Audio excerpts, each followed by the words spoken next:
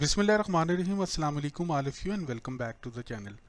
Today the idiom that we are going to learn is let the cat out of the bag. Let the cat out of the bag का मतलब क्या है और किन situation में use करते हैं? To know about these all things, please stay tuned with this video.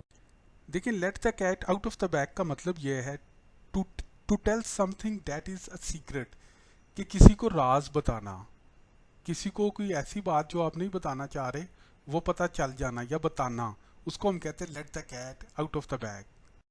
देखिए मिसाल के तौर पे, don't let the cat out of the bag, यार ये बात अपने तक ही रखना या इसको छुपी हुई है छुपी रहने देना, अब इसकी किसी को बताना ना। इसी तरह हम ये भी कह सकते हैं never ever tell her anything personal, यानी कि यार उसको कोई अपनी पर्सनल बात ना बता देना। She always lets the cat out of the bag, यार उसके पेट में कोई बात रहती नहीं है या उसने ये बात किसी ना किसी को ज़रूर बता देनी है, इसलिए प्लीज़ उसके साथ शेयर ना करना। देखें यहाँ पे आप हर की जगह हिम भी लगा सकते हैं। So thank you so much guys for watching the video. If you like the video, please hit the like button and don't forget to subscribe the channel. Inshallah next video gonna come in here again with new topic. Till then, take care of yourself.